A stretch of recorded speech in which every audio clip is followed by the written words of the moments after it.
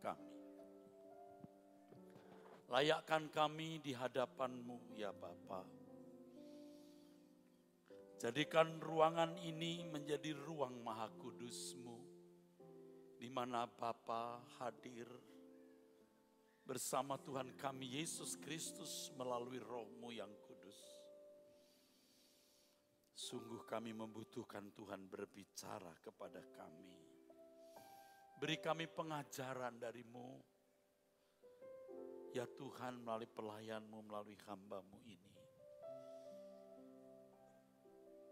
Tuhan, sesungguhnya Tuhanlah Tuhan rumah. Dari rumah-Mu ini, dan kami anak-anak-Mu datang untuk mendengar. Ya Bapa, ajaran kebenaran-Mu. Di dalam nama Yesus Kristus Bapa, kami sambut firman-Mu. Amin. Amin. Silahkan duduk saudaraku.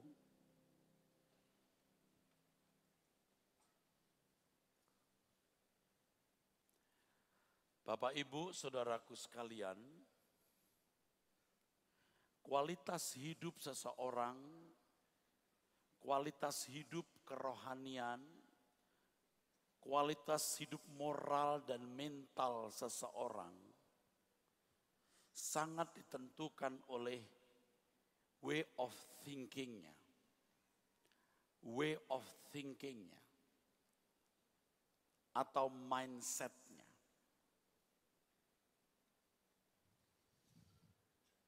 Tempat ini harus menjadi tempat di mana kebenaran disampaikan, memberikan inspirasi, memberikan kebenaran, menginspiring saudara untuk membangun sebuah way of thinking, untuk membangun cara berpikir yang benar.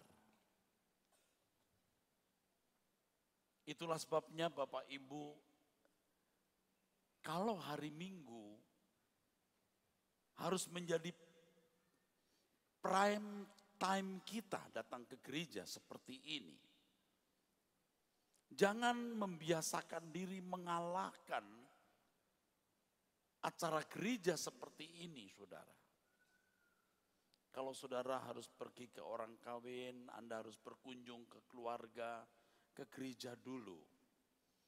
Di sini ada jam 6:30, ada jam 9:30, atau siang nanti 1:30, atau kalau tidak sempat pagi sorenya, jam 5. Dunia saudara harus hanya sekitar 3 ini. Yang pertama, keluarga. Keluarga kita harus kokoh. Keluarga kita menjadi gereja pertama.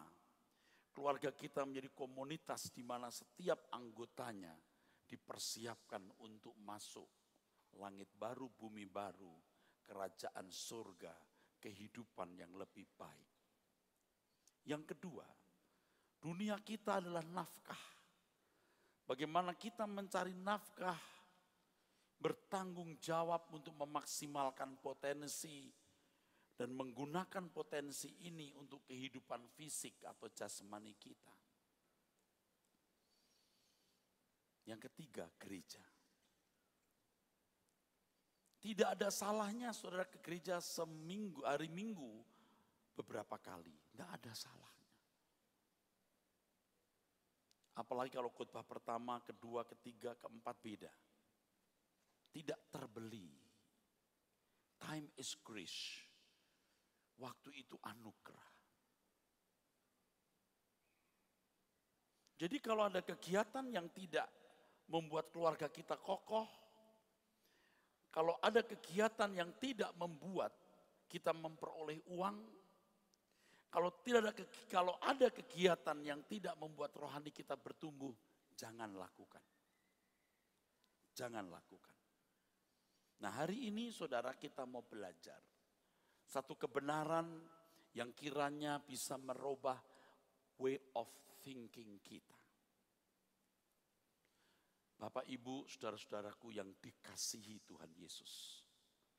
Ketika Allah memanggil bangsa Israel untuk menjadi umat pilihan, Itu bukan bermaksud Allah mau membangun suatu agama yang permanen. Tidak bermaksud membangun suatu agama yang abadi. Yang dikenal oleh bangsa itu dan dunia sebagai agama Musa atau agama Yahudi atau Yudaism. Tuhan sama sekali tidak bermaksud mau mengajarkan atau memberi gambaran pola hidup bagaimana manusia mengisi hari hidupnya di bumi secara ideal. Jadi yang pertama harus diingat, Tuhan tidak bermaksud mau membangun agama yang permanen atau agama yang abadi. Tuhan tidak bermaksud mau mengajarkan satu pola hidup yang ideal.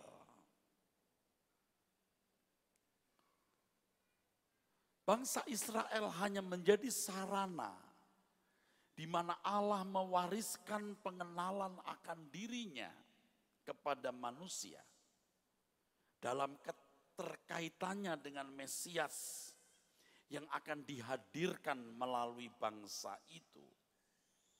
Tuhan Yesus menegaskan bahwa keselamatan hanya datang dari bangsa Yahudi.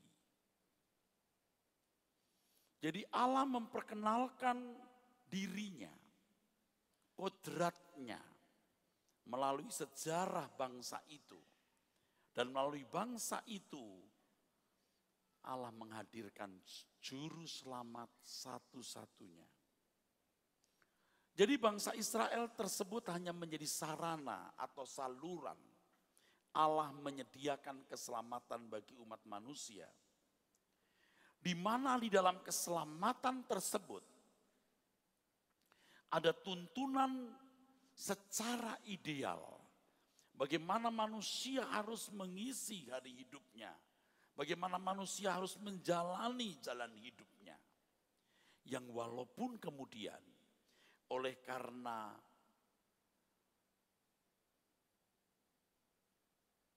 budaya manusia, kekristenan melembaga menjadi agama. Harus diingat bahwa Tuhan tidak bermaksud mau membangun agama abadi, yaitu Yudaism. Harus diingat bahwa Tuhan tidak bermaksud mengajarkan pola hidup yang ideal yang Allah kehendaki. Bangsa itu hanya menjadi saluran pengenalan akan Allah di perjanjian lama dan hadirnya Mesias pada abad 1. Di dalam keselamatan yang Tuhan berikan melalui Tuhan Yesus Kristus itu, barulah Allah menunjukkan pola hidup yang ideal. Bagaimana manusia mengisi hari hidupnya dengan benar. Sehingga kekristenan itu jalan hidup. Walaupun kemudian oleh karena budaya, kekristenan melembaga menjadi agama. Saudaraku, cerdaslah memahami hal ini.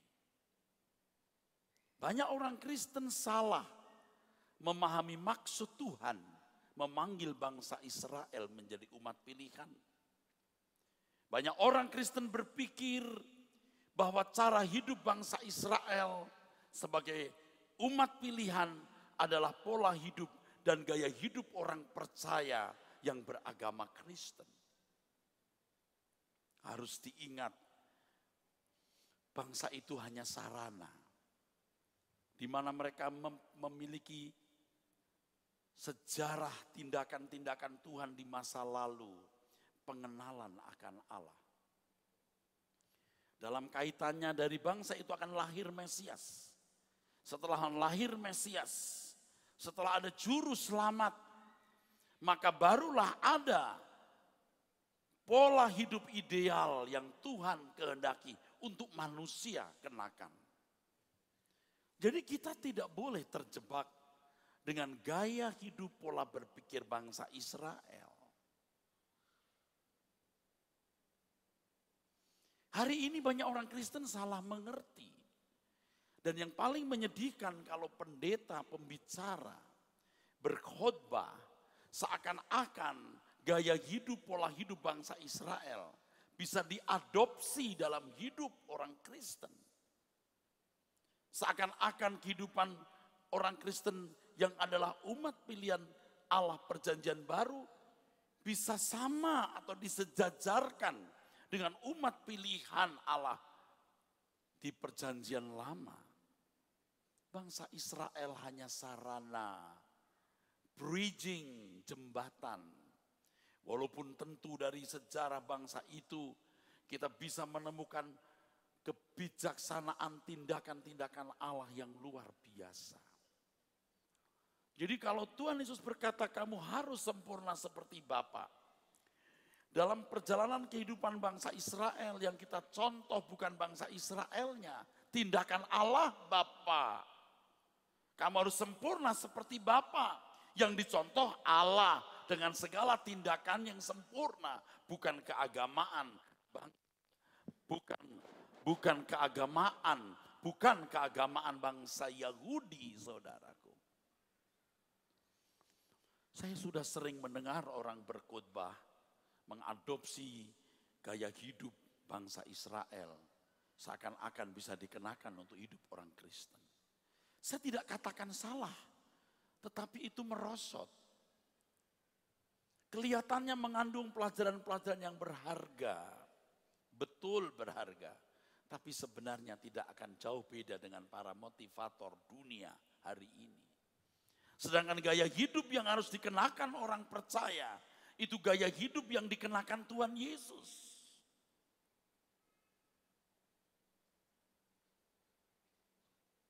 Tuhan Yesus yang berkata ikutlah aku, ikut teladanku, ikut gaya hidupku. Kalau engkau lihat Daud, kamu lihat bagaimana dia mengasihi Allahnya. Tapi jangan ikuti istrinya yang 5. Kalau kamu lihat Abraham, lihat imannya. Bagaimana dia belajar taat kepada Allah. Tapi jangan tiru dia yang punya beberapa gundik dan beberapa kesalahan fatal yang dilakukannya. Tetapi kalau engkau melihat Tuhan Yesus, sosok yang tidak bercacat, tidak bercela, yang mendapat sertifikat ini anakku yang kukasihi, kepadanya aku berkenan. Proyeksi hidup Bapak Ibu harus jelas hari ini. Harus jelas siapa yang kita ikuti. Selain karena salah mengerti isi Alkitab, cara hidup banyak orang Kristen dipengaruhi oleh agama Samawi. Agama Samawi lainnya yang memiliki nuansa kehidupan keberagamaan seperti agama yang dianut oleh agama Yahudi. Agama Samawi artinya agama yang muncul atau lahir dari wahyu Allah. Ada agama-agama yang diyakini oleh pemeluknya sebagai wahyu dari Allah. Biasanya agama seperti ini ditandai dengan beberapa tanda. Agama seperti ini biasanya ditandai dengan seremonial, upacara. Pasti punya cara-cara sembahyang, cara-cara doa yang khas, khusus. Yang kedua, biasanya agama-agama seperti ini, seperti agama Yahudi, menekankan hukum. Jika melanggar hukum, dihukum. Kalau orang Yahudi ketahuan berzina, dilempari batu. Kedapatan mencuri, dipotong tangannya. Bisa. Dan kalau taat, dapat berkat.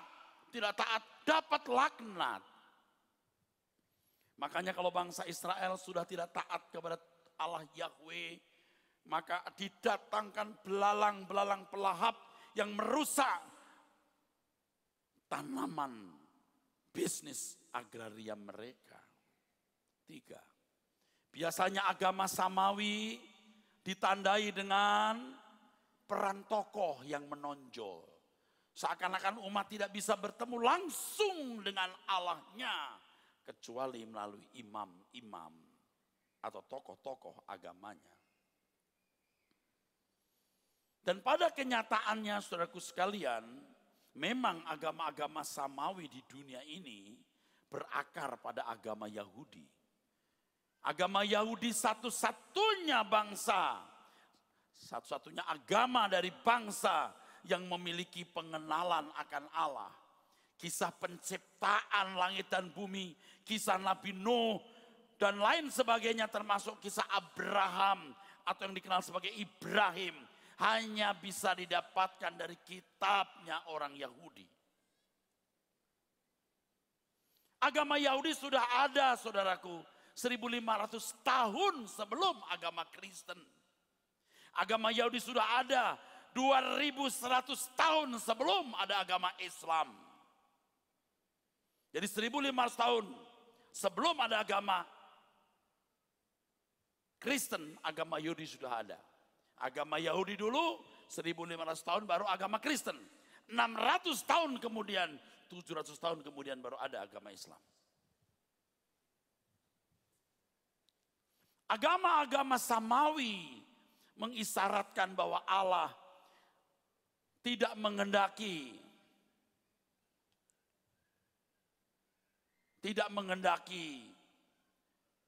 umatnya melakukan ibadah keagamaan atau seremonial kepada objek lain.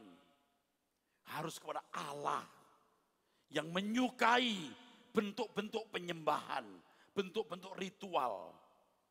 Jadi tanpa bentuk-bentuk tersebut dianggap belum menyembah dengan benar.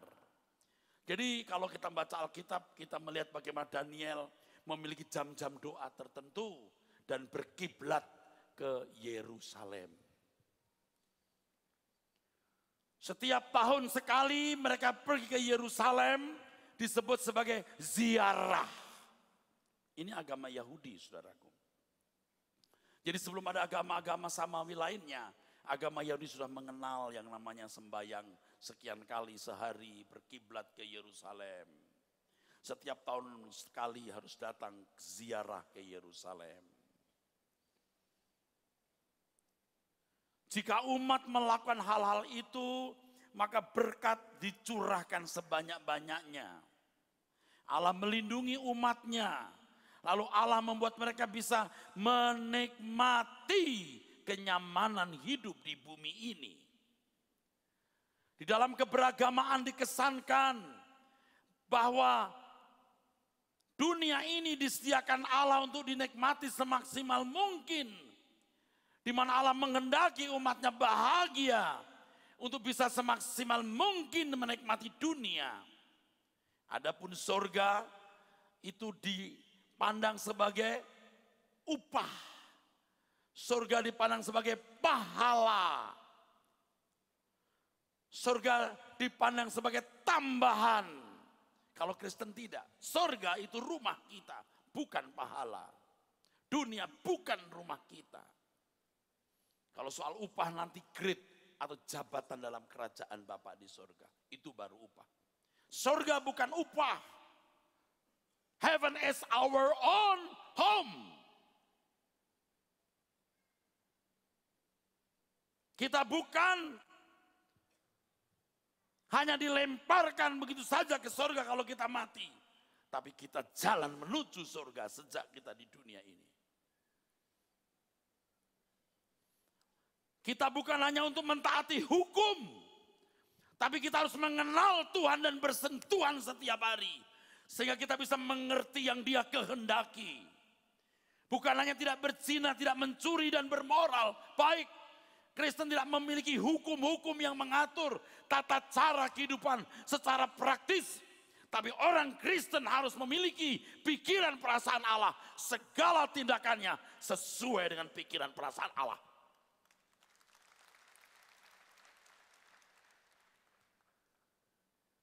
Jadi kalau saudara punya kekristenan berstandar agama, Itu sesuatu yang salah.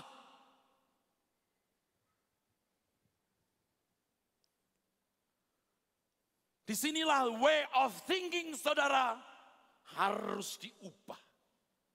Oh begitu toh, iya. Pasti banyak saudara yang tidak tahu atau belum tahu. Jangan tidak mau tahu. Makanya saudara harus belajar kebenaran secara memadai dan benar. Dengan tanpa rasa bersalah. Bahkan merasa ada di jalur yang benar.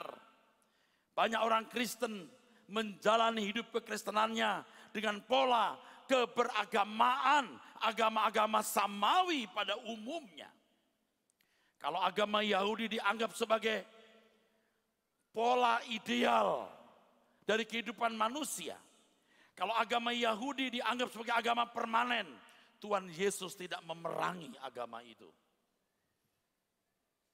Tuhan sebenarnya tidak bermaksud memerangi, tetapi menyempurnakan. Tuhan berkata, aku datang bukan untuk meniadakan hukum Taurat. Plerosai dalam bahasa aslinya. Bukan meniadakan, tapi to fulfill. To fulfill, plerosai. Bukan untuk meniadakan. Bukan untuk mendestroy. To fulfill, untuk melengkapi. Plerosai. Itulah sebabnya dalam Matius pasal 5 ayat 20 Tuhan berkata, hidup keagamaanmu harus lebih dari ahli Taurat dan orang Farisi. Kamu bukan hanya menjadi orang beragama yang tahu bermoral, beretika, tapi kamu jadi orang yang memiliki pikiran perasaan Bapa di surga. Seperti ayat berikutnya Tuhan berkata, you must be perfect. Di sini kita memperoleh anugerah yang luar biasa. Bicara soal anugerah Tuhan jangan hanya tertuju kepada pemeliharaan berkat dan perlindungannya. Tapi lihatlah penebusan Tuhan yang luar biasa. Lihatlah tuntunan Roh Kudus, Injil yang luar biasa, dan tuntunan setiap hari yang membawa kita kepada kesempurnaan Allah. Itulah jalan hidup. Saudaraku, banyak orang Kristen yang melestarikan kekristenan menjadi sebuah lembaga yang namanya gereja. Gereja tidak salah, tapi kalau gereja menjadi tempat persembunyian lembaga agama yang disebut Kristen, maka gereja telah berlaku tidak setia kepada Allah semesta alam yang menghendaki agar keselamatan diajarkan dengan merubah manusia dari way thinkingnya yang salah ke way thinkingnya yang benar, way thinking yang benar. Gereja memfasilitasi ritual keagamaan yang disebut liturgi atau kebaktian. Bukan tidak boleh liturgi atau kebaktian. Tapi ini itu bukan satu-satunya ibadah. Ini cuma meeting together. Ibadah yang sesungguhnya menyangkut seluruh hidup kita.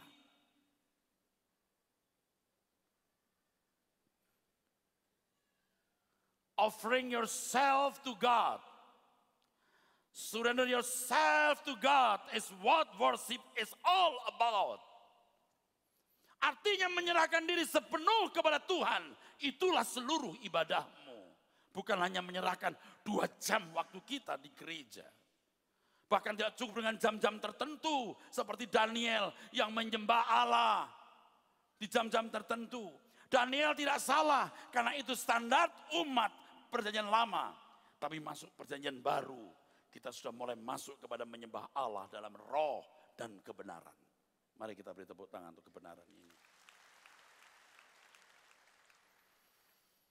Khotbah-khotbah di gereja tidak cukup dengan tuntunan untuk bermoral baik.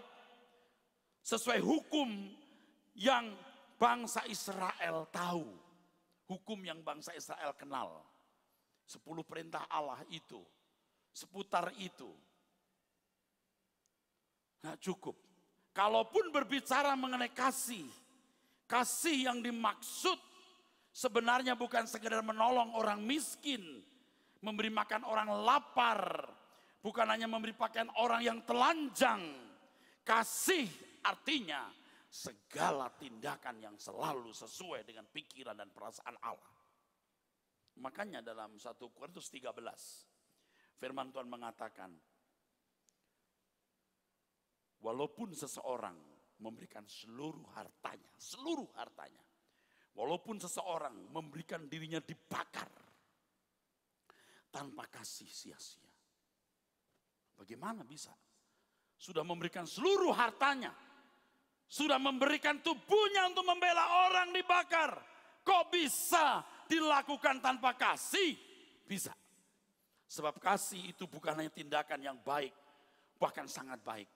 Kasih pada intinya tindakan yang selalu sesuai dengan pikiran dan perasaan Allah. Dan itulah yang dimaksud menyembah Allah dalam roh dan kebenaran. Beri kemuliaan buat Tuhan. Kesalahan ini telah menutup mata banyak orang Kristen.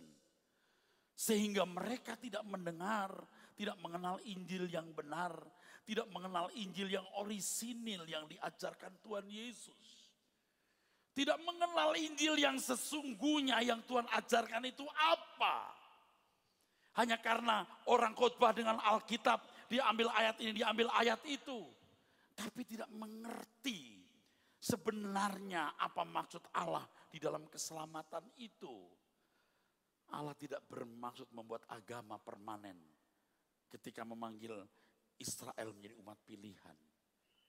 Allah hanya menjadikan bangsa itu sebagai sarana untuk memperkenalkan siapa dirinya.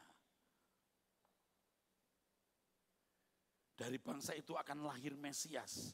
Nah, nanti setelah keluar Mesias, baru ini jalan yang permanen. Bagaimana manusia hidup, mengisi hari hidupnya. Bagaimana manusia memiliki pola hidup yang benar. Ini baru. Ini baru benar. Ya walaupun kemudian karena budaya kekristenan menjadi agama. Tapi kan Kristen itu bukan diikat dengan sistem seremonial atau liturgi. Liturgi kita begini. Di gereja Protestan beda, Katolik beda. Gereja yang lain juga bisa beda. Enggak masalah. Karena kekristenan itu bukan dipilari oleh liturgi. Kekristenan dipilari oleh kebenaran. Kebenaran itu merubah way of thinking kita. Way of thinking kita atau mindset kita yang dirubah memampukan kita memiliki kecerdasan roh. Kecerdasan roh memampukan kita mengerti pikiran perasaan Allah. Mengerti pikiran perasaan Allah yang membuat kita bisa dalam segala hal yang kita lakukan selalu sesuai dengan pikiran perasaan Allah. Itu yang namanya kodrat ilahi. Dan orang yang punya kodrat ilahi ini baru disebut anak Allah. Jadi gereja ini tempat training, briefing, di mana mindsetnya dirubah, way of thinkingnya dirubah. Mimbar ini tidak boleh menjadi tempat di mana orang kasih kata-katanya buat Anda ketawa, Anda senang. Kalau tidak merubah cara berpikirmu, jahat orang-orang ini. Jahat kamu. Kamu buat orang jadi goblok.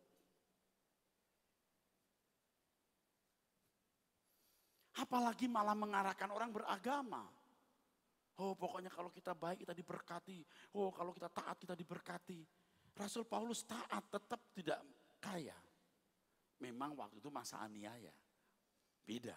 Kalau sekarang Anda taat berpribadi baik tidak mungkin Anda miskin. Kalau Anda miskin yang rugi Tuhan kok.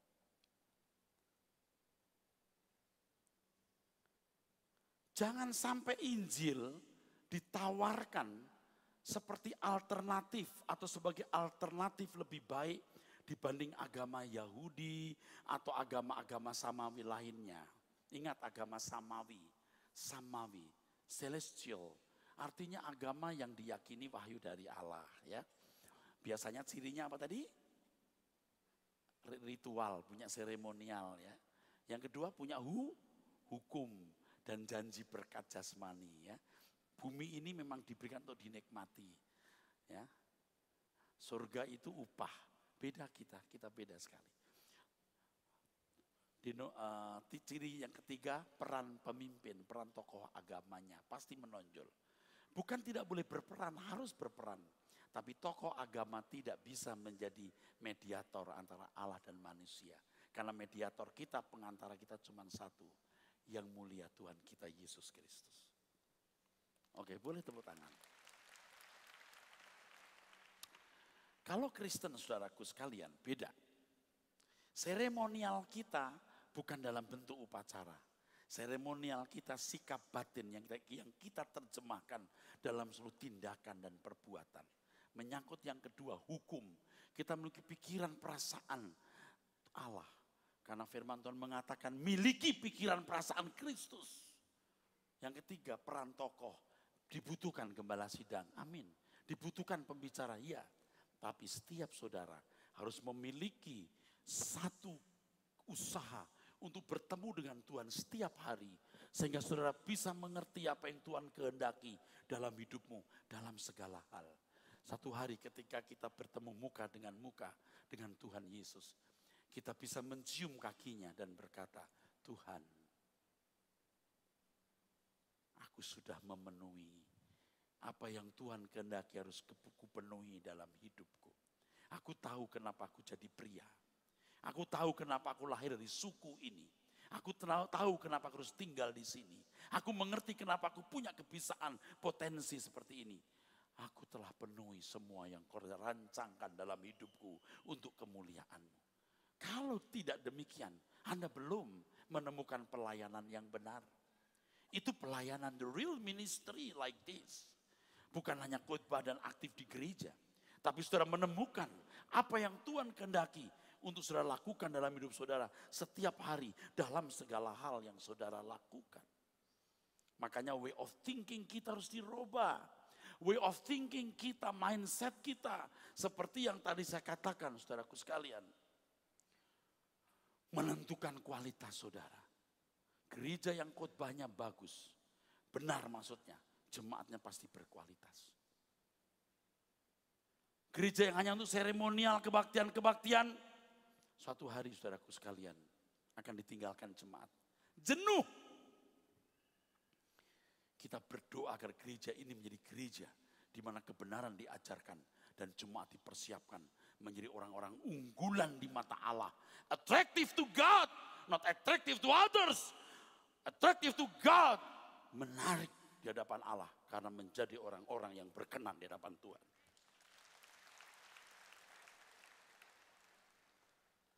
Bapak ajarku memahami rencana mulia.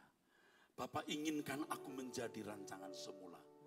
Walaupun itu mustahil. Dengan kekuatanku, tapi tiada yang mustahil apapun bagimu. Bapak ajarku pahami rencana mulia. Bapa inginkan aku menjadi rancangan semula. Walaupun itu mustahil dengan kekuatanku, tapi tiada yang mustahil apapun bagimu.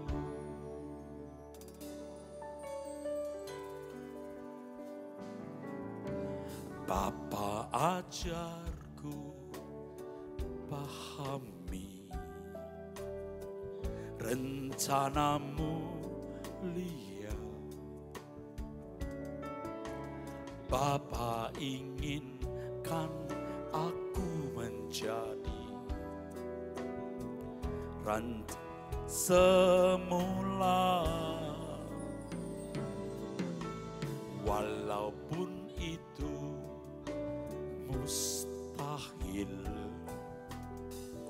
dengan kekuatanku. Tapi tiada yang mustahil, apapun bagimu. Roh Kudus dalamku, Kau meteraikan,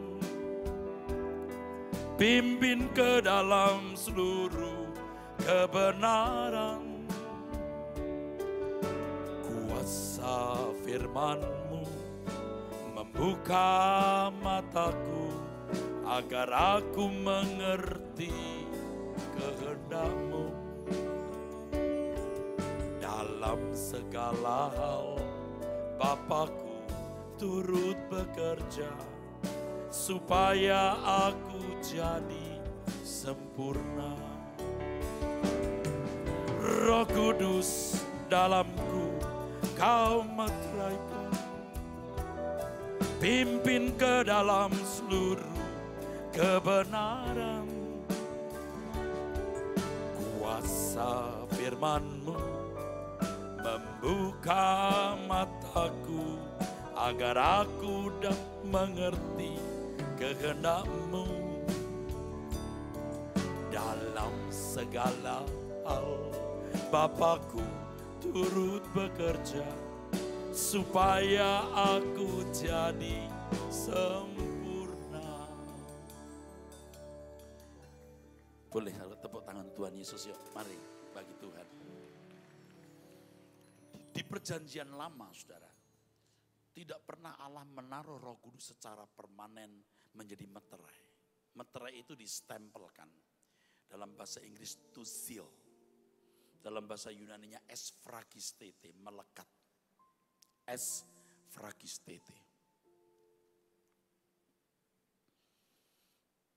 Tidak pernah ada masa di mana Allah sendiri berbicara, Tuhan Yesus mengajarkan Injil yang luar biasa. Tadi pagi saya mengatakan bahwa perjanjian baru itu epicentrum dari kebenaran.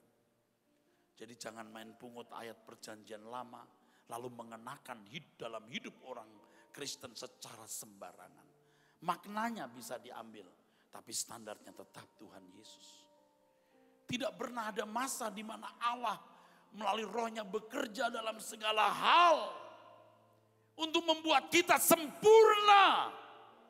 Tidak ada agama memiliki keagungan seperti ini.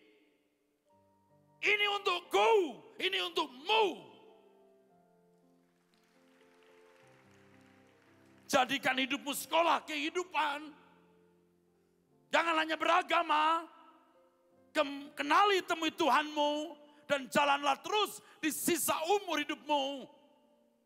Sampai kita menghadap Bapa di sorga. Dan kita bisa didapati berkenan di hadapan Tuhan.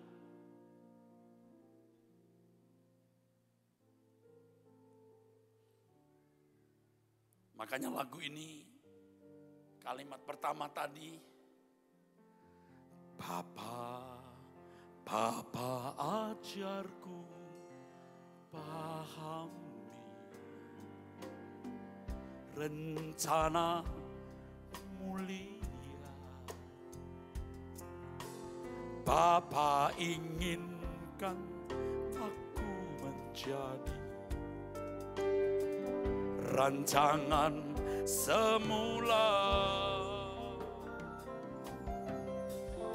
Walaupun itu mustahil dengan kekuatanku, tapi tiada yang mustahil, apapun bagimu. Bapak, Ibu, saudaraku sekalian, Bapak mau mengajarkan kepada kita rencana mulia. Kita punya banyak rencana yang kita anggap mulia. Belum punya rumah, belum punya mobil, belum punya pasangan hidup, belum punya anak. Padahal Alkitab berkata, Bapamu tahu kamu membutuhkannya. Kita sibuk dengan banyak hal. Kita tidak melihat rencana Allah yang mulia itu. Kiblat kita bukan kepada Tuhan, tapi kepada barang-barang dunia fana. Agama masih membuka peluang dan berpotensi orang membangun Firdaus di bumi. Tetapi kekristenan berpotensi untuk membangun kesempurnaan pribadi dan memandang surga sebagai rumahnya. Berubahlah saudaraku. Kalau tidak demikian hidupmu tidak istimewa. Tidak beda dengan agama-agama samawi lainnya. Kekristenan pasti memiliki keunggulan. Sebab yang membawa Injil itu Allah sendiri. Kalau sama dengan agama samawi lain, berarti salah kekristenan kita. Menjadi doa kita hari ini, Bapa ajarku pahami rencana mulia. Ingat ya saudara Matius pasal 19 ketika ada orang kaya yang datang kepada Tuhan Yesus dan berkata, Tuhan, apa yang harus kulakukan supaya aku beroleh hidup yang kekal? Tuhan ajarkan bagaimana harus hidup menurut hukum. Itu agama samawi. Orang ini berkata, Tuhan aku sudah lakukan. Aku sudah punya agama samawi. Jika kamu ikut aku, jual segala milikmu. Bagikan kepada orang miskin. Datang kemari, ikutlah aku. Orang ini tidak bisa. Dia nyaman dengan agama samawinya. Dia mau jadikan dunia ini Firdaus. Dan kalau mati dapat pahala di sorga. Kristen tidaklah demikian. Tuhan berkata, bagikan kepada orang miskin, kamu akan memperoleh harta di sorga. Ikut aku. Orang itu keberatan karena hatinya telah terpasung. Terikat dengan berbagai kekayaan. Kehormatan.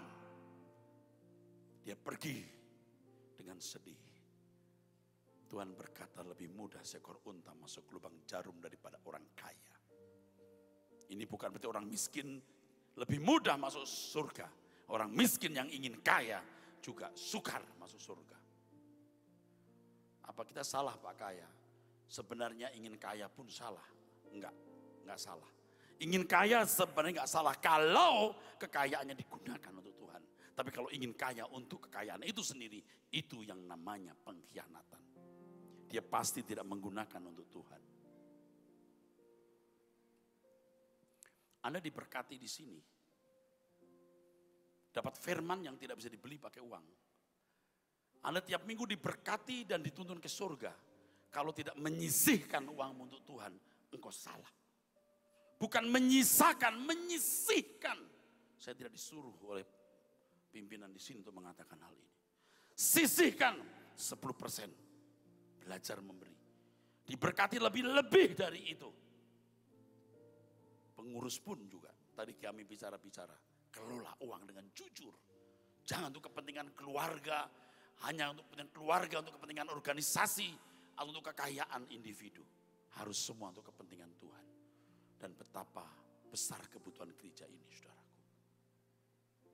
Sisihkan karena Anda tidak memberi untuk gereja. Anda mengembalikan milik Tuhan. Jangan terikat harta saudaraku. Anda tidak akan pernah menjadi miskin. Kalau ikut Tuhan dengan benar. Bapa ajarku pahami. Menjadi doa kita yang benar dan tulus. Bapa ajarku pahami. Rencana mulia. Bapa inginkan aku menjadi rancangan semula.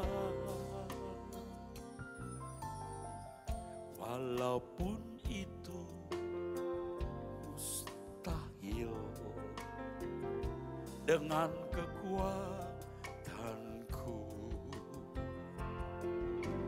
Tapi tiada yang mustahil, apapun bagimu. Ini yang membuat kita acungkan dua jempol kepada Tuhan. Engkau baik. Engkau baik. Engkau baik bukan hanya memberikan aku makan, minum, perlindungan, rumah dan lain sebagainya. Kalau hanya berkat jasmani, Allah juga berikan kepada semua orang. Karena Dia memberi matahari kepada orang baik, orang yang jahat. Dia memberi hujan kepada orang benar, orang yang tidak benar. Tetapi yang ini hanya Engkau berikan untuk aku, Tuhan. Umat pilihan-Mu. Oleh sebab itu biar pikiran kita dibuka, dicelikan oleh Tuhan, dan mengerti rencana Allah yang mulia. Bapa, ajarku pahami rencana mulia. Bapa inginkan aku menjadi rancangan semula. Walaupun itu mustahil, dengan kekuatanku. Tapi tiada yang mustahil, apapun bagimu. Bapa ajar, yuk katakan bersama. Bapa ajarku pahami, diberkatilah saudara. Rencanamu mulia, diberkatilah engkau. Bapa inginkan aku menjadi rancangan semula. Walaupun itu mustahil, dengan kekuatanku. Tapi tiada yang mustahil, apapun bagimu. Apapun sekali lagi, nyanyikan dengan tulus dan lantang. Bapa ajar, Bapa pahami, katakan dengan keras. Yang rendah hati katakan kepada Tuhan, Bapa inginkan rancangan semula Tuhan.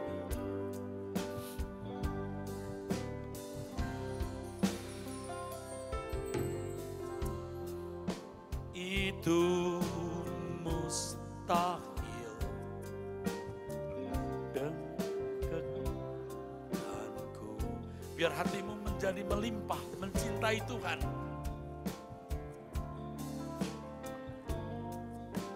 Apapun bagimu. Jika tidak berkeberatan, sekali lagi, yang lebih keras ya, Bapa ajarku pahami.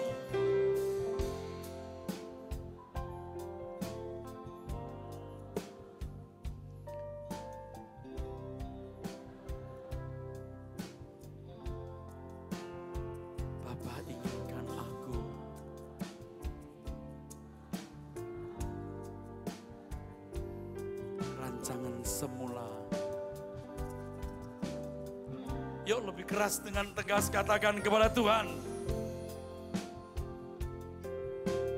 Mustahil dengan kekuatanku, tapi tiada yang mustahil, apapun bagimu.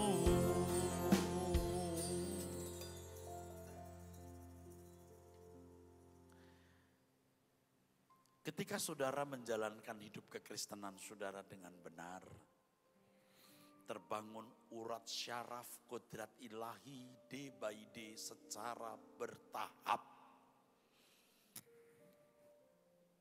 Tapi kalau saudara tidak melakukannya, ketika engkau menutup mata, Allah tidak menemukan kodratnya dalam dirimu dan engkau tidak sah menjadi anak Allah.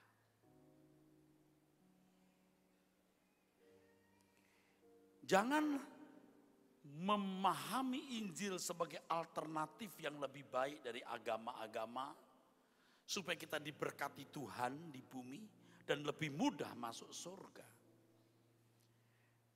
Memang dia alternatif dan harus dikatakan satu-satunya jalan keselamatan. Tapi maksudnya bukan lebih baik supaya diberkati secara berkat jasmani dan surga menjadi pahala. Tetapi kekristenan menjadi jalan hidup di mana kita mengalami pendidikan proses sebagai anak-anak Allah yang makin disempurnakan seperti Bapa di surga.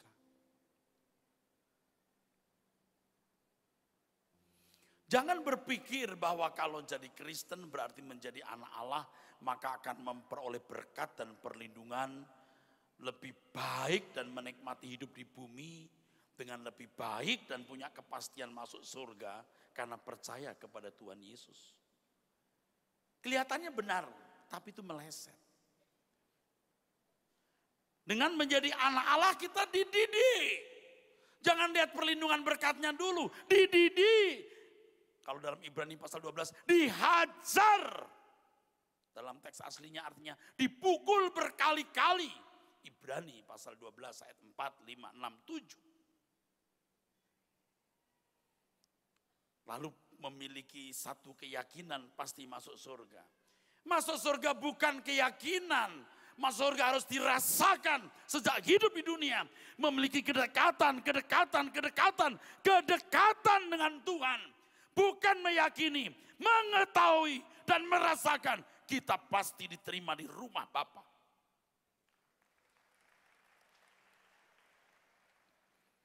Kesalahan banyak orang Kristen dengan way of thinkingnya merusak kekristenan.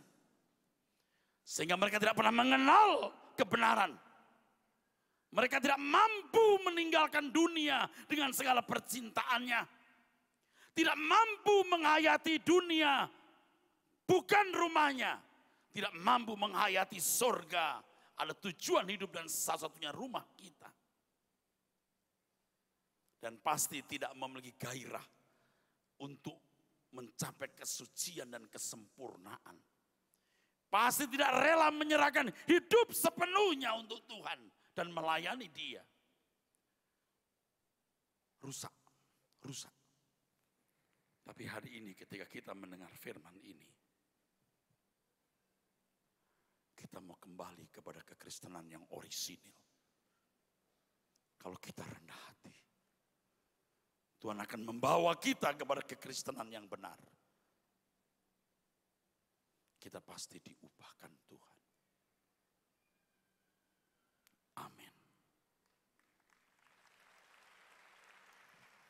Mari kita bangkit berdiri di hadapan Tuhan. Mari kita berdiri. Haleluya. Saudaraku, mari kita angkat tangan ke atas. Bapa, ini aku. Aku sering mengecewakanmu. Aku belum menjadi manusia seperti yang Bapa kehendaki. Yang mendapat sertifikat dan pengakuan dari Bapa, ini anakku yang kukasihi, kepadanya aku berkenan. Kami telah menyanyiakan waktu dan kesempatan yang begitu berharga untuk perkara-perkara fana dan kesenangan kami pribadi. Aku ikut angkat tangan Bapa di surga. Dan menyadari aku belum menjadi manusia seperti yang Kau inginkan. Walaupun aku pendeta. Aku mengangkat tangan bersama saudara-saudaraku di sini. Deep sorry Lord. Maafkan kami Tuhan. Melalui firman ini biar jemaat-Mu diubahkan. Jemaat-Mu dibaharui. Semua kami bertobat dan diubahkan. Selidiki aku, lihat hatiku, apakah ku sungguh mengasihimu, Yesus. Bapakku di surga, Kau yang maha tahu mare sokino satyam dan menilai hidupku. kamu lo sosok. Ada yang tersembunyi bagimu. Selidiki aku. Selidiki aku, Angkat hatimu saudara.